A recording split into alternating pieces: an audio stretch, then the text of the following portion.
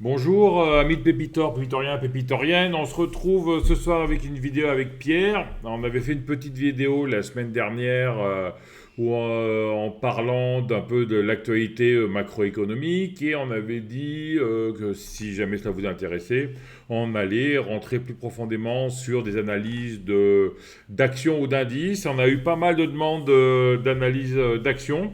Donc c'est ce qu'on va faire aujourd'hui. Je laisse passer le générique et on se retrouve tout de suite.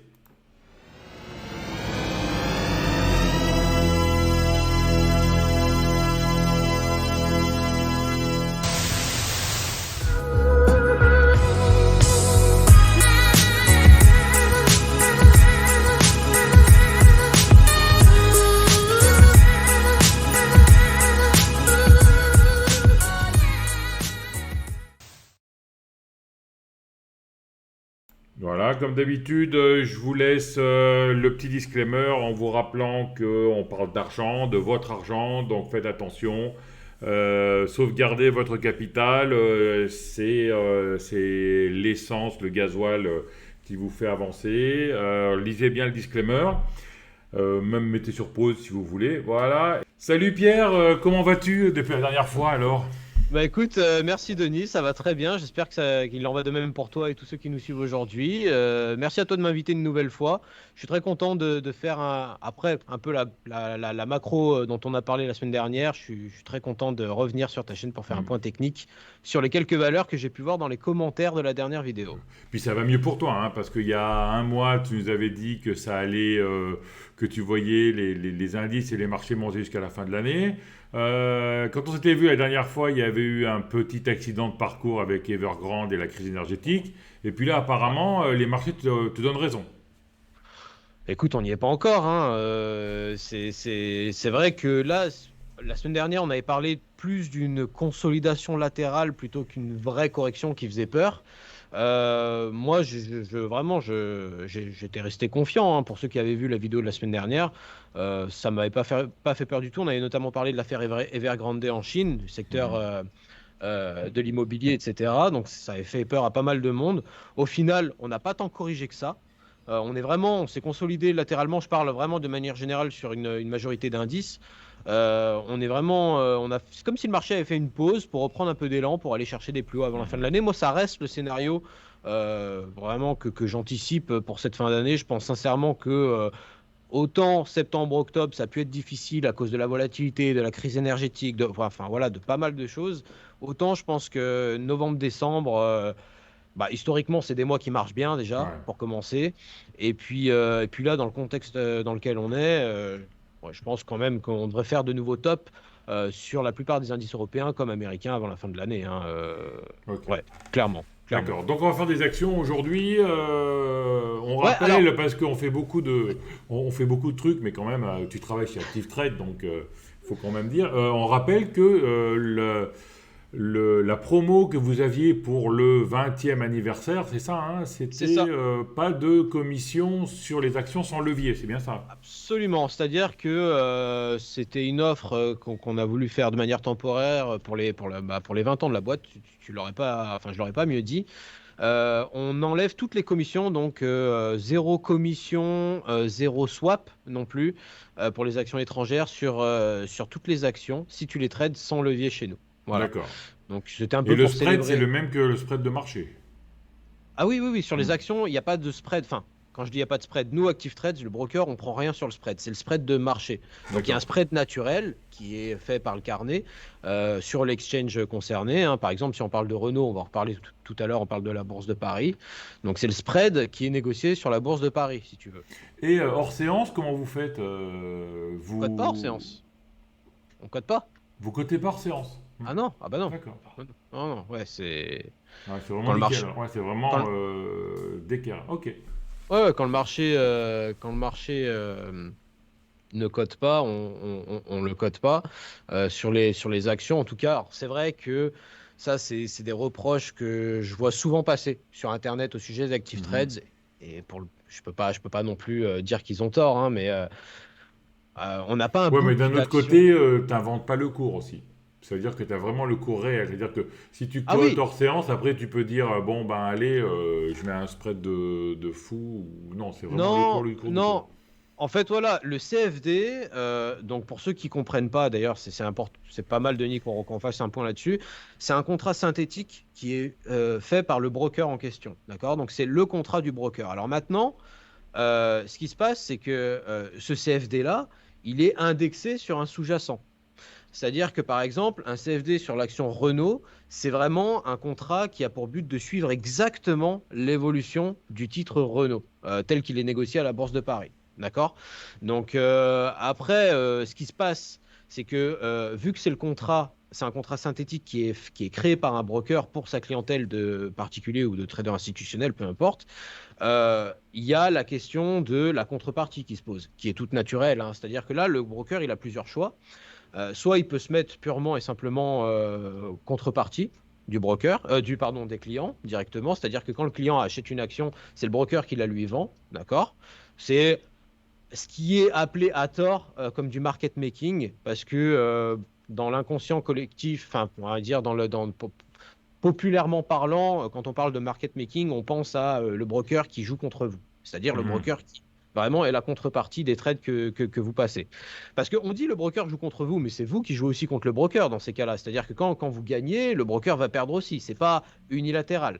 Il y a aussi la position, comme par exemple Interactive Broker a, c'est-à-dire d'envoyer tous les ordres au marché directement, où le broker agit vraiment purement comme un broker, c'est-à-dire un intermédiaire de marché qui va transmettre l'ordre, en fait, qui va chercher deux contreparties, mais qui va chercher la contrepartie sur le marché directement. C'est-à-dire que si vous achetez une action Renault, le broker va aller chercher une contrepartie qui vend une action Renault sur la bourse de Paris, si vous voulez. Mhm. Il y Bon, a après, il peut ça, et aussi prendre un call ou un truc comme ça.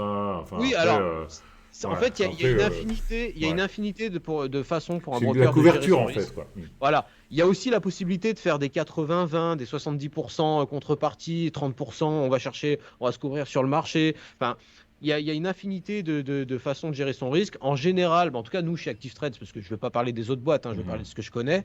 euh, Nous, ce qui se passe, c'est qu'il y a un natural hedge qui se fait. C'est-à-dire qu'on edge déjà les clients entre eux, on cherche des contreparties à l'intérieur même de nos clients. Un mec qui veut acheter de l'euro-dollar, eh ben on va trouver quelqu'un dans notre book qui lui en vend, par exemple. Mhm. Et puis le résiduel, en fonction de plusieurs caractéristiques, on a le choix. Soit on l'envoie sur le marché, soit on le prend pour nous, soit on le couvre. Enfin voilà, il y a pas mal de positions possibles. Ça dépend des actifs, ça dépend de la liquidité du marché, ça dépend de pas mal de choses. Mhm. Donc Faudrait qu'on voilà. fasse une vidéo là-dessus, c'est super Ouais, intéressant. ouais, Parce non mais qu'il doit y complètement. avoir une sacrée industrie derrière, une sacrée. Ah bah les départements risques des brokers, donc que ça soit chez Active Trade, chez IG, enfin qui vous voulez, parce que c'est les départements risques hein, qui s'occupent de ça, ils s'occupent de gérer le risque d'ailleurs, Mhm. comme leur nom l'indique, et ils font un profilage. Alors le profilage Ah peut être ouais. différent, il peut être par classe d'actifs, il peut être par client, il est même souvent les deux. C'est-à-dire que Voilà, si tu c'est as un client qui perd sur le Forex, tu prends pas de contrepartie. bah, alors, je vais enfoncer une porte ouverte, mais je pense que c'est important quand même Mhm. de mettre des mots là-dessus. Un broker qui voit un trader qui fait que des mauvaises décisions, d'accord? 99% du temps, le trader a tort, ok? Pour X ou Y raison. Bah, statistiquement parlant, le broker, ça peut se comprendre d'un point de vue mathématique que le broker veuille exploiter ça et se dise, tiens, cette personne-là, quasiment 100% du temps, elle est perdante, bah, je gagnerais à être contrepartie à ce compte-là, tu vois. Mais il y a aussi le cas inverse, c'est-à-dire qu'un broker qui voit qu'il y a un trader, par exemple, on en a eu, nous, chez Active Trades, des anciens de chez JP Morgan ou des vrais traders Mhm. d'industrie qui sont venus. Ces mecs-là, ils gagnent régulièrement parce que c'est des professionnels qui savent ce qu'ils font. Bon, bah, le broker a le choix de le suivre aussi, de poser les mêmes ordres sur le Ah ouais. marché quand c'est comme Mhm. ça. Bah oui, bah bien sûr. Tu peux Donc, faire. en fait, c'est pour ça. Il y a quelque chose aussi que j'aimerais peut-être terminer là-dessus, parce que souvent, quand on dit ah le broker joue contre toi, machin, tout ça, c'est pas bien. Alors non, en fait, c'est pas bien, c'est même plutôt bien, parce que déjà, le broker, comme je vous ai dit, c'est pas asymétrique. Quand vous gagnez, il va perdre de l'argent. Et deuxièmement, en termes d'exécution, c'est mieux d'avoir le broker contrepartie parce qu'il n'y a pas besoin d'aller chercher une contrepartie ailleurs. C'est déjà là. Je veux dire, ça, c'est quelque chose qui va intéresser plutôt les scalpers, peut-être, ou les traders en intraday, vraiment à très très court terme.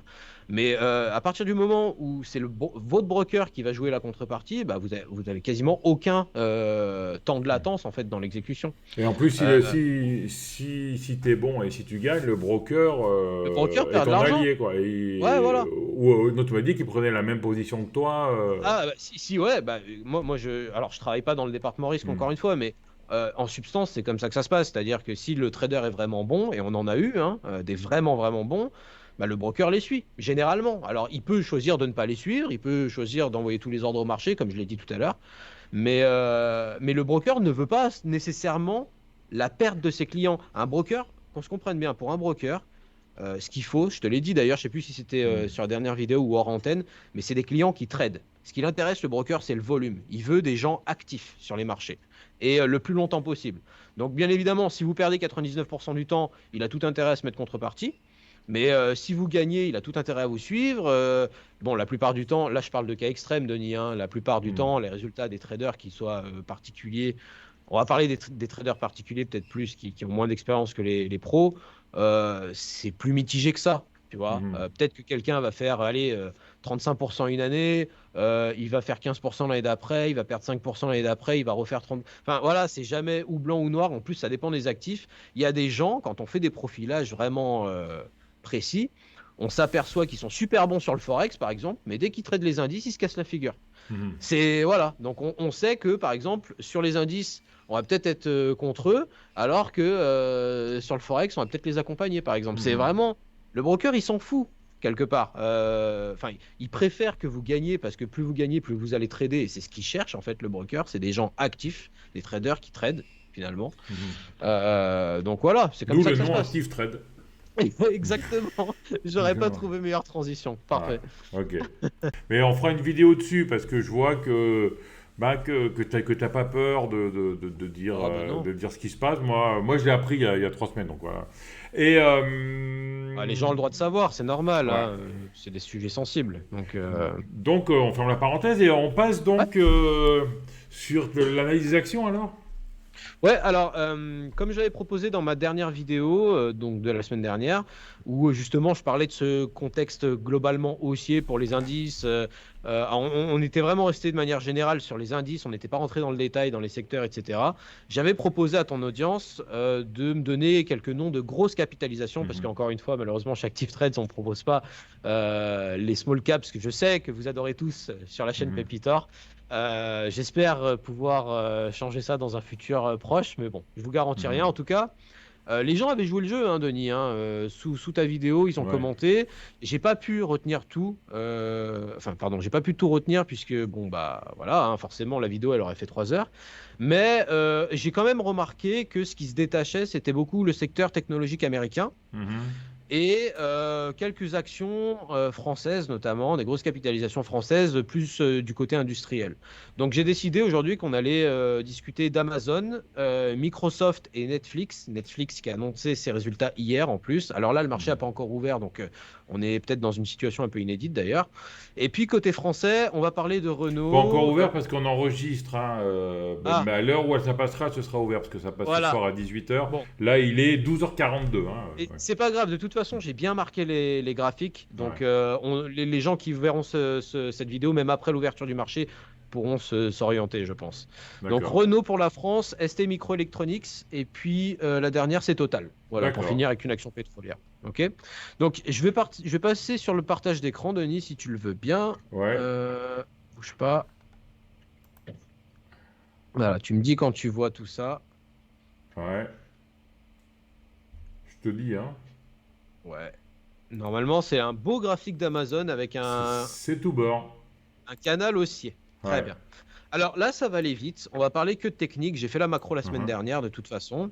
Il y a des choses assez intéressantes, notamment sur les valeurs technologiques américaines. Alors, on va y aller dans l'ordre. Premièrement, on constate que la tendance est globalement haussière. Alors, c'est une tendance haussière légère, hein, pas très appuyée, mais on est dans ce qui ressemble quand même assez fortement à un canal haussier, avec des plus bas de plus en plus hauts et des plus hauts de plus en plus bas, même si il y a des vraies phases de Du plus haut de consolidation. plus en plus haut.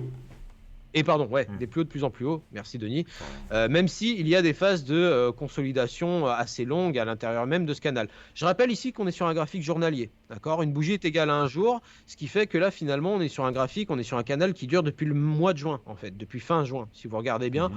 Donc pendant tout l'été jusqu'à octobre, ça s'est tradé un petit peu comme ça. Et là, ce qui se passe, c'est que donc on sait qu'on est dans une configuration légèrement haussière, mais nous, ce qui nous intéresse, c'est à court terme où est-ce que le titre va potentiellement aller. Et si on zoome un peu, on s'aperçoit que, comme vous pouvez le voir, j'ai tracé cette ligne de tendance en pointillé. Alors quand je les trace en pointillé, comme ça veut dire qu'elles ne sont plus valides, qu'elles ont été cassées. Ce qui a d'ailleurs été le cas sur la dernière bougie, comme vous pouvez le voir. Ce qui se passe, c'est que on a eu donc depuis l'impact ici sur les 3775, je dirais. Le marché a fait des plus hauts et des plus bas de plus en plus bas, donc enregistrant une tendance baissière de très court terme, comme on peut le voir depuis, enfin de court terme, hein, depuis août jusqu'à octobre. Et puis tranquillement, on est venu s'appuyer ici sur les 3180, voilà. Et on a eu, donc c'est le bas du canal baissier de moyen terme. Haussier quand même. Et on a une, pardon, haussier, décidément. Euh, Le canal haussier de moyen terme, donc. Et donc là, on a eu un rebond assez significatif, Mhm. hein. Voilà, on a les acheteurs qui se sont manifestés, qui ont dit stop, qui ont repris petit à petit le contrôle du marché. Et s'en est suivi justement une belle accélération en dehors même de cette ligne baissière de court terme, de court terme en pointillé. Voilà. Donc ce qui se passe, c'est que maintenant, j'ai tracé un Fibonacci, comme vous pouvez le voir. Ici, on s'est déjà affranchi, je vais zoomer un peu pour qu'on puisse voir un petit peu mieux, on s'est déjà affranchi des 38,2. D'accord? Généralement, comme vous le savez, tous ceux qui tradent avec un peu Fibonacci savent que dès qu'on atteint les 38,2, on a quand même de grandes chances d'aller choper les 50%. Mhm. Bon, les 50% ne sont plus très loin, on est à 3446 dollars et les 50% sont à 3475. 74, 75 dollars. Mais en gros, vous l'avez compris, là, moi, sur ce scénario-là, j'anticipe, vu qu'on a eu un rebond ici sur la ligne de tendance haussière de moyen terme, qu'on a une rupture de la ligne baissière de court terme, je vise un retournement pur et simple du mouvement. Donc, je pense ici que le prochain support la prochaine résistance significative sera celle des 61,8 à 3545, qui correspond au dernier plus haut qu'on a eu là. Une fois qu'on s'affranchit de ce niveau-là, on peut très logiquement aller chercher les 100, voire plus haut, ici, Mhm. sur la borne haute du canal haussier de moyen terme. Alors, qu'est-ce qui me fait penser qu'on va y aller? Hormis justement la rupture des 38,2% de Fibo, c'est ce qu'on voit ici sur le RSI, comme vous pouvez le voir, qui a également validé la cassure. Comme vous pouvez le voir, j'ai tracé la même ligne de tendance sur les prix que sur le RSI. Et on a un RSI en zone d'achat, donc au-dessus des 50%, et qui a cassé sa propre ligne de tendance. Comme vous le savez tous, les indicateurs techniques additionnels, hein, même tous les indicateurs techniques sont des dérivés des prix. Il est donc normal que sur certains d'entre eux, on puisse retrouver les mêmes figures, hein. On peut retrouver des épaules tête épaule sur des stochastiques, etc. Enfin, c'est pour ça que moi, j'encourage les gens à tracer des lignes de tendance sur les indicateurs techniques. Ça vous donnera des signaux clairs et généralement assez en avance, comme on peut le voir après sur les autres actifs. Donc là, moi, concrètement, je suis analyste. Tout ce que j'observe, c'est qu'il y a une convergence des signaux qui pointent vers la hausse, d'accord? Même si, OK, on est en milieu de canal de moyen terme, honnêtement, le scénario haussier pour aller choper les 61,8% à 3545, 3630, 3770, voire même plus haut sur la borne haute du canal, bah ça fait sens, quoi. Je veux dire, on a les deux moyennes mobiles qui sont en train de se retourner, les prix qui sont au-dessus, les prix qui ont cassé la ligne de tendance, le RSI qui a confirmé. Alors évidemment, maintenant il y a la question de... c'est là où je te disais, Denis, que Ouais. le trader a un œil plus précis que celui de l'analyste. Moi, j'ai fait mon analyse. Maintenant, comment vous allez trader ça, c'est encore autre chose. Il y a tout un tas de stratégies qui peuvent s'appliquer à ces mouvements-là. Je ne recommande pas forcément d'investir ici parce que on est entre deux niveaux, en fait. On est entre le niveau des 50 et celui des 38. Moi, je pense qu'il devrait quand même peut-être y avoir un petit pullback sur les 38,2 à 3400. Ça pourrait représenter un bon point d'entrée à l'achat. Ou sinon, si le marché décide d'accélérer tout de suite aujourd'hui, au-dessus des 50%, dès que vous avez une clôture au-dessus des 50%, vous pouvez envisager de rentrer à l'achat. Mais là, honnêtement, même si le scénario est plutôt acheteur, rentrer tout de suite alors qu'on est à mi-distance d'une résistance et d'un support, voilà, c'est peut-être Mhm. pas la meilleure des choses à faire. À la limite, pour les plus agressifs, vous pourriez rentrer avec une petite taille de position et empiler soit au pullback ici, soit à la rupture des 50% ici. Après, est-ce que vous allez empiler sur chaque niveau ou est-ce que vous allez au contraire réduire la position sur chaque niveau? Ça, je vous laisse la gestion du risque pour vous, si vous voulez. Mais moi, en tant qu'analyste, je pense que j'ai fait mon travail. J'anticipe une hausse, hein, clairement, hein, avec les niveaux que je vous ai donnés ici. Bon, Denis, on n'est pas en live, malheureusement. Sinon, j'aurais demandé s'il y avait des questions. Mais là, je le rappelle, n'hésitez pas à poser vos questions. Je serai dispo, je répondrai aux commentaires. Il n'y a pas de Comme souci, on d'habitude. partagera les contacts comme d'habitude. Voilà. On va Ok. passer maintenant à Microsoft, toujours dans le secteur technologique américain. Microsoft qui présente une configuration similaire et encore même un peu plus appuyée. Je m'explique. C'est-à-dire que là, si vous regardez bien, donc toujours sur un graphique journalier, on est sur un canal haussier donc qui dure depuis début août cette fois-ci. Voilà, je l'ai ponctué avec les petites flèches vertes et rouges comme vous pouvez le voir là. Et là, ce qui est intéressant, encore une fois, à très court terme, c'est qu'on a eu également un pullback, un peu comme on avait eu sur Amazon. On a eu un mouvement correctif après un impact sur la borne haute du canal ascendant. Ok, ce qui est normal, j'allais dire. J'ai ici cette ligne en pointillé. Alors, elle est toujours valide. Je sais que j'ai dit tout à l'heure que je l'ai tracée en pointillé quand elles étaient invalidées, mais celle-ci est toujours valide puisqu'on a eu vraiment un, deux rebonds, trois rebonds. Et puis là, une belle accélération d'ailleurs après le rebond sur cette ligne de tendance. C'est-à-dire que les vendeurs étaient tellement puissants, ou pardon, les acheteurs étaient tellement puissants ou les vendeurs étaient tellement faibles qu'ils n'ont pas su, au cours de cette consolidation, ramener le prix sur la borne basse du canal haussier. On est venu rebondir sur une ligne de tendance intermédiaire en fait. Et depuis, le marché se comporte de manière relativement haussière. Et comme on peut le voir, on est actuellement sur un niveau très intéressant pour Microsoft. Pourquoi? Puisque on est au-dessus de ce niveau-là, là, de cette résistance à 304,75. C'est plutôt une zone de résistance entre 304 et 306 à peu près dollars l'action. Là, on est actuellement au-dessus. Alors, je vais essayer de zoomer un peu plus pour qu'on voit un peu mieux. Hier en session, le marché est parvenu à s'affranchir de ce niveau-là, ce qui déclenche, j'allais dire, tout ce potentiel acheteur vers 314 et 322. 322 que j'affectionne tout particulièrement puisque c'est à la fois en ratio de Fibonacci 61,8% d'expansion. Quand je dis expansion, c'est expansion de ce mouvement-là, c'est-à-dire qu'on prend en compte ce mouvement aussi ici, la correction qu'il y a eu là, et c'est l'expansion à partir de ce point-là en fonction de ce mouvement-là. D'accord? Donc là, ce qui se passe, c'est que ça correspondrait à la fois à un retracement important, pardon, un mouvement d'expansion important, 61,8% de Fibo, et au haut du canal haussier, j'allais dire de moyen terme. Donc pour moi, ça me semble être un objectif raisonnable à court moyen terme. Ces fameux 322,40 dollars l'action. Maintenant, que nous disent les indicateurs techniques? Le DMI, alors le DMI, pour ceux qui ne savent pas, c'est un indicateur, c'est un oscillateur qui nous permet de calculer à la fois la directionnalité d'un mouvement et la pression acheteuse ou vendeuse de ce mouvement. Là, comme on peut le voir, on est sur une pression acheteuse qui augmente, d'accord, hein, avec notamment cette fameuse, j'allais dire, divergence de ces deux moyennes qu'on a là. Et cette ligne verte est là pour calculer la directionnalité d'un mouvement. Généralement, on a tendance à dire, lorsqu'elle passe au-dessus des 20-22, le mouvement devient directionnel. Là, on est en plein dessus, on est sur les 22-23, et on voit que cette courbe verte repart à la hausse. Donc, on va vers un mouvement de plus en plus directionnel. Donc, le DMI nous dit qu'en gros, la pression acheteuse augmente dans un mouvement qui devient de plus en plus directionnel, ce qu'on retrouve un peu ici, en fait. Le MACD, quant à lui, lui nous a fourni un signal d'achat juste après le rebond qu'on a eu sur la zone pointillée ici, comme on peut le voir. Et puis, pareil, on est sur une situation acheteuse, on n'a aucune divergence baissière à l'horizon. Donc, vraiment, les indicateurs techniques plaident en faveur d'une poursuite de la hausse.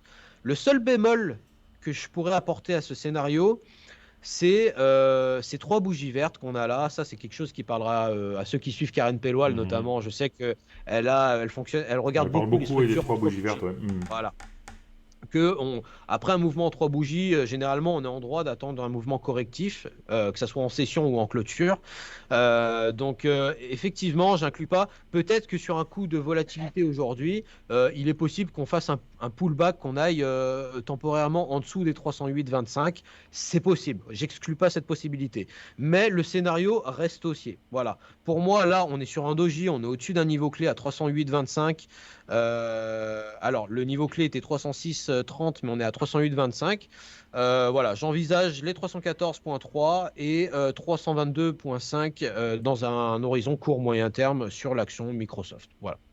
Ok. Donc, je pense que voilà. Tu me dis, Denis, si toi-même tu as des questions. Je sais que tu es trader, donc tu as peut-être un œil aussi un peu différent de ce que je peux Non, apporter. non, non, mais je regarde, je Mais suis très intéressé parce que moi, je suis plus moyenne mobile, Bollinger, et donc ouais, j'aime bien voir d'autres méthodes. d'autres méthodes. Oui. Moi, RSI, non, le MACD de temps en temps, ouais. Mais Alors, bah oui, mais t'as raison. En fait, moi, ce qui se passe, c'est que le 90% de mes scénarios, de mes analyses, je les fais sans indicateur ouais. technique. Déjà, je commence par analyser. Déjà, la première chose que je fais, c'est repérer les niveaux de support-résistance, donc tracer les canaux, les figures, mettre mes Mhm. niveaux horizontaux avec Fibonacci, etc. Et après, seulement, quand j'arrive à dégager une stratégie, enfin, une idée de poursuite, de hausse ou de baisse, bah là, je vais voir si sur les indicateurs techniques, ça infirme ou ça confirme. Mhm. Mais c'est plus, c'est pas cosmétique. Je vais pas aller jusqu'à dire que c'est cosmétique, mais c'est un outil d'aide à la Mhm. décision, mais c'est pas là-dessus que je vais. Moi, c'est vraiment l'analyse des bougies et les structures de prix, les structures chartistes qui vont faire Ouais. que Moi aussi, j'anticipe. chartisme, beaucoup. Fibonacci, je m'en servais pas trop. Et puis, J'aime maintenant, beaucoup je Fibo. m'en sers beaucoup depuis que j'ai fait la formation à Van Fibo. Ouais. Et puis les Bollinger, pour moi, les Bollinger, les non-croisements et les croisements moyenne mobile. Bollinger, ça Puis, marche bien. En plus, ça te calcule Bollinger, bien. ouais. C'est un indicateur de volatilité, de Hmm. directionnalité. Enfin, Hmm. c'est oui, Ouais. voilà, chacun a ses méthodes. J'ai décidé de pas de prendre pardon des outils d'analyse technique classiques pour Ouais. cette vidéo-là, que tout le monde puisse s'y retrouver un petit peu. Je veux dire, tout le monde sait tracer des traits sur un graphique, voilà, c'est facile. Donc voilà. On va passer à Netflix maintenant pour D'accord. la dernière action américaine. Alors Netflix qui présente une configuration un peu moins facile à lire, un peu plus compliquée, mais assez intéressante quand même parce qu'on a un peu de macro aussi qui vient s'ajouter à la technique. Alors, on va d'abord faire un commentaire technique purement et simplement. Là, comme on peut le voir, alors on est sur une tendance haussière de moyen long terme même, puisqu'on s'aperçoit que depuis le mois de mars, en fait, on est au-dessus d'une ligne de tendance haussière. Voilà, avec des plus hauts, des plus bas, même si là encore, il y a des petites périodes de consolidation à l'intérieur de cette tendance haussière de long terme, de moyen long terme, je vais dire. Et puis au niveau de la phase, là on est sur une phase d'accélération, puisque on a fait un double impact sur cette ligne de tendance moyen long terme au mois de juin, enfin juin-juillet, par là. Et depuis justement cet impact sur cette ligne-là, on a eu une accélération à la hausse pour le titre Netflix. Alors, ce qui se passe, et d'ailleurs, on peut le voir, hein, on avait eu Mhm. d'ailleurs une rupture de consolidation. Voilà, le marché qui avait consolidé depuis janvier jusqu'à juin. Et au mois de juin-juillet, les investisseurs, les acheteurs reprennent le contrôle du marché. On casse la ligne de Mhm. tendance en pointillé. On a même fait un pullback dessus, un pullback qui a duré quelques jours, quelques semaines. Et puis là, on repart à la hausse. Alors maintenant, dans ce mouvement d'accélération haussière, où est-ce qu'on en est en ce qui concerne la phase? Et là, c'est un peu plus inquiétant. Enfin, inquiétant. On est toujours en hausse parce que là encore, on a des plus hauts et des plus bas de plus en plus hauts. Donc, on est en tendance haussière à très court terme. Enfin, à court terme, on est en tendance haussière. Simplement, pourquoi ça m'inquiète? Puisque déjà, on vient taper, vous voyez ce trait rouge bien épais. Alors, normalement, j'en ai mis plusieurs. J'en ai mis deux, trois. Ça, c'est tout simplement des projections de Fibonacci de ce mouvement-là par rapport à ce mouvement de consolidation ici. Donc, c'est des résistances long terme, si vous voulez. C'est pour ça que je les ai mis en épais, parce que c'est des résistances majeures pour le marché. Donc là, ce qui se passe, c'est que le marché s'approche d'une résistance majeure. On est à combien là? On est à 648, voilà, 648,40 dollars à peu près le titre pour ce niveau de résistance. Donc c'est un niveau de résistance majeur. Et pourquoi ça m'inquiète? Parce que la tendance haussière, l'accélération haussière qu'on a est en train de ralentir. C'est-à-dire que certes, le marché fait des plus hauts et des plus bas de plus en plus haut, mais il les fait avec de moins en moins de puissance. Et pour cause, regardez un peu ce trait orange ici, qui symbolise deux sommets qui sont plus hauts l'un par rapport à l'autre sur les prix. Mais sur le MACD, on a deux sommets qui sont plus bas. C'est-à-dire que le deuxième sommet est plus bas que le sommet précédent. C'est l'inverse de ce qui se passe sur les prix. Ça, en jargon technique, on appelle ça une divergence baissière. Et qu'est-ce que ça veut dire? Ça traduit tout simplement un ralentissement du mouvement en cours. Alors, je l'ai dit et répété au cours de toutes ces années, tous les mouvements de renversement commencent par des ralentissements, mais ce n'est pas parce qu'il y a un ralentissement que ça veut forcément dire qu'il va y avoir un renversement de tendance. Ça veut dire ce que ça veut dire. Ça veut dire que la tendance haussière ralentit. Maintenant, même si la tendance est quand même haussière, j'ai pas envie de vous recommander d'acheter le titre alors que le mouvement ralentit. Ce qu'un trader veut, c'est au contraire aller choper des mouvements d'accélération. Donc là, si j'avais une recommandation à faire, vous voyez que à très court terme, j'ai mis des supports et résistances. Le premier support pour les prix, bah, il correspond au dernier creux de marché qu'on a eu ici à 625,13. Le deuxième support, c'est un retracement de 23,6 à 612, puis 592 dollars à 38,2, etc., etc. Voilà, ils sont là mes niveaux de support à court terme. Et les niveaux de résistance, c'est bah, en premier ce fameux niveau déjà long terme de 648 dollars, qui en fait se combine, coïncide presque avec une projection de 38,2 de ce mouvement-là à 650. Donc en fait, on est plus dans une zone de résistance comprise entre 648 et 650 dollars l'action. Et puis après, on a 659, 667, pardon, 669 et 680 dollars l'action. Ça, c'est vraiment mes niveaux de résistance à très court terme. Moi, je ne recommande pas d'acheter le titre tout de suite. Je recommande soit d'attendre un pullback ici à 625, voire même plus bas à 612, soit une clôture journalière, et j'insiste bien sur le journalière, il faut qu'en journalier, vous ayez une clôture au-dessus des 650, là pour aller choper les 659, 669, 680, et puis ici, bien évidemment, par extension, à 688, voire même plus haut, après, derrière, 738, etc. Voilà. Donc, le contexte est haussier. N'achetez pas tout de suite, attendez. C'est un peu comme ce qu'on avait eu, c'était sur non, c'était pas sur Microsoft, c'était sur Amazon où on était entre un support et une résistance. Voilà. Le contexte est haussier, mais c'est peut-être pas opportun d'acheter tout de suite. Là encore, je vous laisse la discrétion de la taille de position, de vos niveaux d'invalidation, de vos objectifs, etc. Moi, je vous ai juste marqué le marché, encore une fois. Écoute, c'est à peu près tout pour les actions américaines. Ok. Comme on a pu le voir, on était sur le secteur technologique. C'est un secteur de croissance de toute façon à long terme. Donc, on était assez orienté à la hausse, même si à court terme, il y avait des petits bémols. Là, on va passer sur les actions françaises. C'est un peu différent. Yes. C'est un peu différent. On va commencer par Renault. Alors, ne vous laissez pas impressionner par ce visuel un peu confus. Moi, en plus, j'ai horreur de ça, des lignes qui se croisent dans tous les sens normalement. Je vais vous expliquer les choses les unes après les autres. Alors, déjà, concrètement, déjà, je vais enlever ça. Je vais le rajouter après, vous allez comprendre. Là, ce qui se passe, je pense que ça échappe à personne. On est sur le titre Renault depuis le mois d'avril, mois de mars-avril, sur un canal baissier. OK ?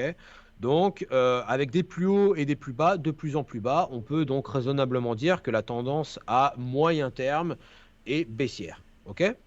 La tendance à moyen terme est baissière. On peut voir qu'à long terme, c'est autre chose. Mais à moyen terme, là, sur 2021, le titre est plutôt baissier. OK ? Ce qui peut s'expliquer macroéconomiquement par tout un tas de demandes. Mais là, en gros, techniquement, au niveau de la phase, on est sur quelque chose d'intéressant. C'est-à-dire qu'on est sur le 2, 3, on est sur le troisième point d'impact sur la borne haute. Et là, comme on peut le voir, le titre se comporte assez mal sur sur cette semaine en fait. On Il y est a toujours du reflux en haut. Ouais. Voilà, il y a eu du reflux en haut. Il y a eu un mouvement acheteur qui est venu choper ici la borne haute du canal baissier. On s'aperçoit que les acheteurs n'étaient pas assez puissants pour casser ce canal et aller choper de plus haut à 34,70, 36 dollars l'action. Au contraire, on a eu à la fois une prise de profit des acheteurs, je pense, sur tout ce mouvement-là, dans un contexte qui reste incertain pour les actions pétrolières, enfin pétrolières et pas que, industrielles. Et puis là, effectivement, on a une reprise de contrôle des vendeurs. Alors maintenant, ce qui se passe, c'est qu'à court terme, on va bien zoomer voilà, pour bien voir ce qui se passe. Moi, je pense que la correction, il y a moyen qu'elle reste limitée. Alors, qu'on se comprenne bien, quand on a un beau reflux baissier comme ça, on est en droit d'attendre, voire même un retour sur les 27 en dessous des 30. Parce que là, concrètement, regardez, en 3 séances, on a avalé 1, 2, 3, 4, 5, 6 séances. Voilà. Et là, je dis ça, on n'a pas encore fini, on n'a pas encore clôturé la séance d'aujourd'hui. Moi, je dis, regardez bien comment les prix vont se comporter autour de cette zone-là à 50% de Fibonacci à 30,45 euros l'action. Regardez bien, parce que déjà à 50%, c'est le retracement le plus fréquemment observé, que deuxièmement, on arrivera au terme d'une correction en 3 bougies.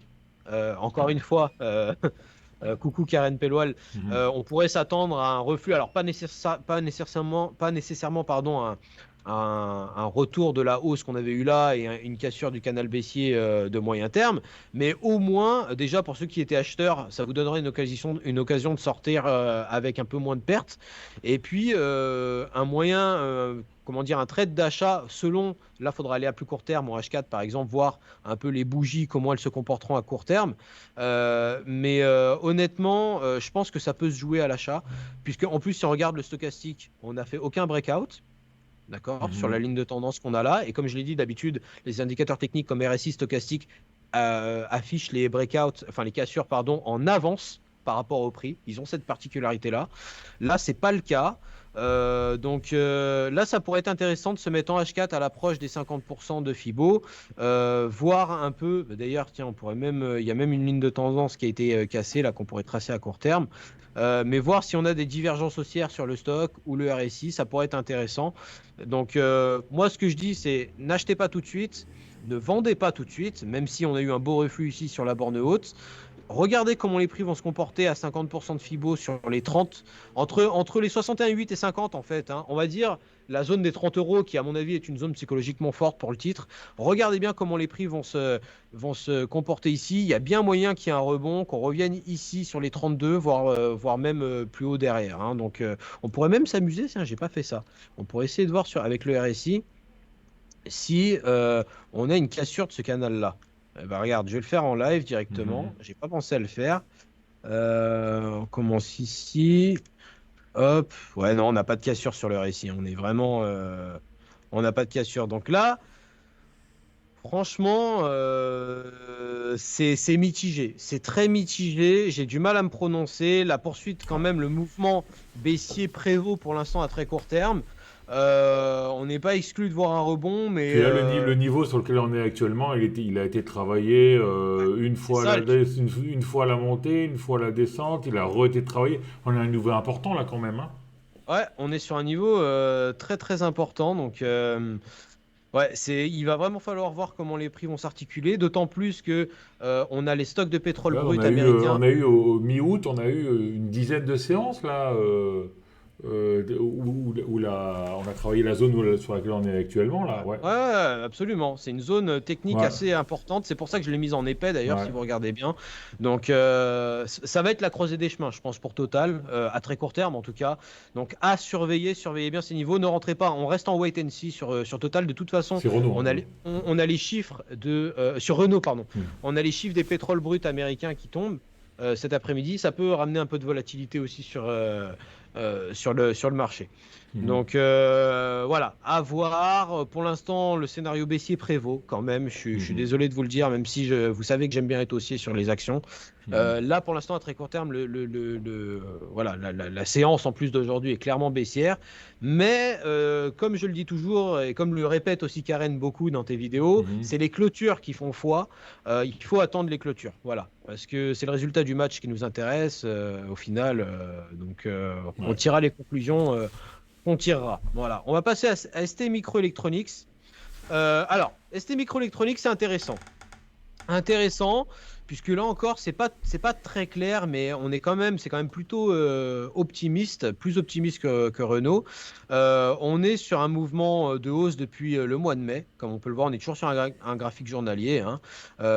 Donc on s'aperçoit depuis le deuxième semestre, on va dire 2021, des plus hauts et des plus bas de plus en plus hauts. On a eu ici un fort excès haussier, hein. On peut voir les prix qui se sont fortement éloignés de leur ligne de tendance bleue ici, et qui a été rapidement Mhm. corrigé. Et depuis qu'on a touché justement le rebond, ici on n'est même pas venu chercher cette zone de gap. Hein, ici, on a Mhm. juste rebondi sur la ligne de tendance haussière. On a ce qui semble être une reprise de contrôle des acheteurs. Alors maintenant, on va aller dans le dur. Là, ce qui se passe, c'est que vous pouvez le voir, le mouvement ralentit à court terme. Il n'y a pas besoin de. Voilà, si je vais en H4, on le voit encore plus clairement normalement. On a une forte accélération ici. Et puis là, des plus hauts, des plus bas qui se font avec de moins en moins de force. Et on approche d'une résistance majeure qui n'est pas une résistance avec un niveau de prix strict, mais qui est plutôt une zone de résistance. Mhm. Voilà. Qui recoupe à la fois les 23,6 de Fibonacci à 37,40 euros et le bas de la zone, je l'ai placé pas arbitrairement, mais en fonction plutôt de considérations chartistes. Hein. Je remarque que Mhm. ça avait été fortement travaillé en résistance ici, en support ici. Donc voilà, c'est plus une zone de résistance. Donc là, c'est normal d'avoir encore une fois un mouvement haussier qui ralentit à l'approche d'une zone de résistance. Maintenant, c'est ce qui va se passer ensuite qui nous intéresse. Est-ce que cette résistance va permettre aux vendeurs de reprendre le contrôle du marché et de casser la ligne de tendance pour aller chercher de nouveau plus bas vers 34, voire 32,80, ce qui est possible au regard de ce qui se passe sur le RSI, je commenterai juste après, ou est-ce qu'au contraire, on devrait peut-être travailler ici un peu là, et puis s'affranchir de ce niveau-là pour aller chercher les 38,2 à 39,20 euros, 50 à 40, voire même 42 pour les 61,8, et puis après, voilà, hein, le ciel est la limite, comme on dit, 43, 46, etc., etc. Donc là, que nous disent les indicateurs techniques? Les indicateurs techniques, le RSI montre clairement ici un breakout. D'accord. On ne peut pas l'ignorer. Il a eu lieu bien en avance sur les prix. D'accord. Et puis là, on voit que même là, actuellement, le RSI reste en zone 2. Bah, il est sur sa zone neutre pardon, à 50%. Je rappelle, hein, pour ceux qui ne connaissent pas, RSI se calcule enfin, il évolue sur une échelle de 0 à 100. Plus vous vous rapprochez de 100, plus vous êtes proche dans une situation acheteuse. C'est-à-dire qu'entre 50 et 60, on est en zone d'achat. Entre 60 et 100, on est en zone de surachat. Entre 50 et 30, on est en zone et 20, et 30. Non, pardon, et 40, en fait, ça dépend de la volatilité des actifs, mais entre 50 et 40, on est en zone de vente, et entre 40 et 0, on est en zone de survente. Ça peut être 30, 20 selon la volatilité, etc. Ça dépend comment on le règle aussi. Ouais. Voilà. Là, on est sur une zone neutre, mais après un breakout. C'est-à-dire que majoritairement, sur les derniers échanges, le RSI évolue plutôt à la baisse. D'accord. Ça, c'est un signal de baisse. Signal de baisse qui avait été envoyé ici. C'est-à-dire que là, si vous shortiez le marché au moment où le RSI vous le disait, vous pouviez à minima aller choper ici ce niveau-là. Et là, si vous êtes toujours en position, ça peut valoir le coup de rester. Voilà. Par contre, le RSI, le MACD, lui, nous donne un signal d'achat. Actuellement, il nous a donné un signal d'achat après le rebond qu'on a eu ici. Donc là, on est sur une situation compliquée. Moi, je ne recommande pas de vendre le marché, clairement, parce que on est face à un marché, on ne peut pas ignorer la forte reprise de contrôle des acheteurs qu'il y a eu à l'impact de la ligne de tendance. Tant que le marché ne cassera pas cette ligne de tendance, je ne vendrai pas le marché, moi, si j'étais vous.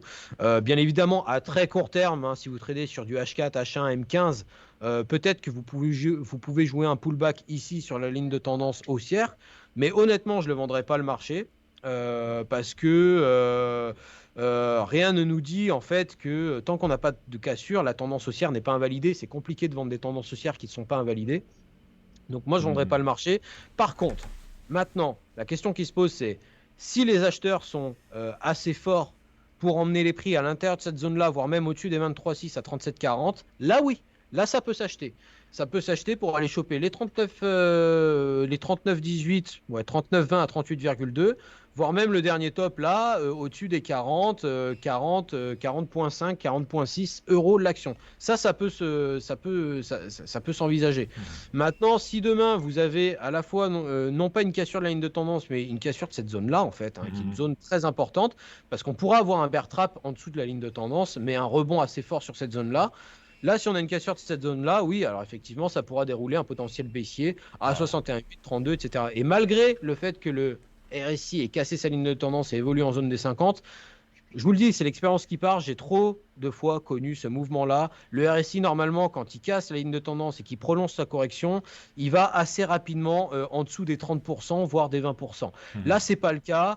On a eu deux creux qui sont au même niveau sur le RSI et peut-être un double bottom aussi. Ouais, en plus, ouais. Donc on pourrait avoir un pullback ici sur les 44, 45. Mais voilà, la situation, elle est. En plus, on a le signal d'achat du MACD. Donc non, moi, honnêtement, je vous le dis, ce que j'anticipe, je pense que les prix, même si ça tergiverse un petit peu dans cette zone-là, vont finir par casser les 23,6. Dès que vous avez une clôture journalière au-dessus des 23,6, vous pouvez y aller. Là encore, je vous laisse le soin de paramétrer vos stop-loss, vos tailles de position, de savoir si vous allez empiler ou réduire sur chaque niveau. Ça, c'est vous qui faites. Mais techniquement, si on clôture au-dessus de ce niveau-là, on déclenche un nouveau potentiel à la hausse qui peut aller vers 39, 40, 42, 43, 44, voire même 46, 47. Vous voyez. Donc, ça peut être intéressant à surveiller. Voilà. On va finir par Total, Denis, si tu le veux bien. Pas de problème. Je pense qu'on aura fait un tour d'horizon assez complet. Donc total. Bah écoute, alors on est sur une configuration assez intéressante aussi. Ça va rester du wait and see. Je suis désolé, hein, les amis pépitoriens, Mhm. pépitoriennes, mais j'ai pas de signaux de vous, j'ai pas voilà de signaux de vous dire achetez tout de suite là pendant ce live. Enfin, c'est même pas un live en plus, Ouais. donc tant mieux à la limite. Je Mais rappelle, ce qui il se est passe. 13h13, hein, au cas où. Donc, on est, je pense, la vidéo à 18h, donc on a 5 heures de décalage, en fait, hein. Ok, Ouais, voilà, ouais. 5 heures de décalage et on est toujours avant l'Open américaine, ouais. hein, pour ceux qui avaient suivi les titres américains juste au début. Alors, je vais aller vite. Donc là, sur l'action totale, on s'aperçoit que depuis février, on était dans une consolidation latérale, d'accord, avec des plus bas quasiment au même niveau, voire plus en plus haut, et des plus hauts pareil, hein, sans grande direction en fait, une tendance neutre, une tendance latérale à moyen terme. Ce qui s'est passé, c'est que depuis le rebond sur le support qu'on a là à 34,23 à peu près, hein, qui avait été déjà travaillé ici, et même ici en résistance d'ailleurs, Mhm. on a une reprise de contrôle des acheteurs. Je pense que tout le monde le voit. Un plus haut ici, un plus bas là, un nouveau, et après des plus hauts et des plus hauts qui s'enchaînent de plus en plus haut. Donc à court terme, en tout cas depuis le mois depuis l'été, hein, depuis le mois de juillet, août, les acheteurs sont là pour défendre le titre. Et ils ont été tellement puissants qu'ils ont réussi à ramener les prix au-dessus de Mhm. la ligne tendance que vous pouvez voir de moyen terme qui était baissière, qui symbolisait justement la borne haute de la consolidation de moyen terme dont on a évoqué précédemment l'existence. Là, ce qui s'est passé, c'est qu'on a eu, regardez bien, clôture des prix au-dessus de la ligne de tendance, pullback des prix ici, et puis après, voilà, un mouvement en trois bougies haussières, mouvement Mhm. correctif, mouvement en trois bougies haussières avec le doji là, mouvement correctif, et là, on refait un mouvement qui pourrait s'apparenter à un mouvement en trois bougies, mais surtout qui ralentit, qui se fait avec moins de force, à l'approche, encore une fois, d'une résistance majeure. Regardez bien un peu ce trait rouge Mhm. épais que j'ai mis. Et ça, c'est tout simplement une expansion de Fibonacci de ce niveau-là, enfin, de ce mouvement d'amplitude ici, De toute par l'année, quoi, en rapport, fait. par rapport à la correction qu'on a eue ici. Voilà. Donc, c'est un mouvement majeur, un petit peu comme on avait eu, je crois que c'était sur Microsoft, non, c'était sur Netflix, voilà, on avait eu ça. Mhm. Et là, bah, même configuration que sur Netflix, en fait, on est sur un mouvement haussier, la tendance est haussière à court terme, à moyen terme aussi d'ailleurs. Mais le mouvement ralentit avec, comme vous pouvez le voir, la divergence. Regardez ce trait orange qui symbolise les trois derniers sommets qui sont plus hauts les uns par rapport aux autres, alors que sur le RSI, on est en zone de surachat, d'accord, déjà, pour commencer.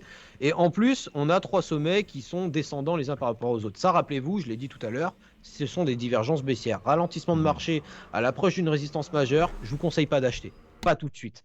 Attendez un pullback. Comme vous pouvez le voir, on peut faire un pullback sur les moyennes mobiles ici.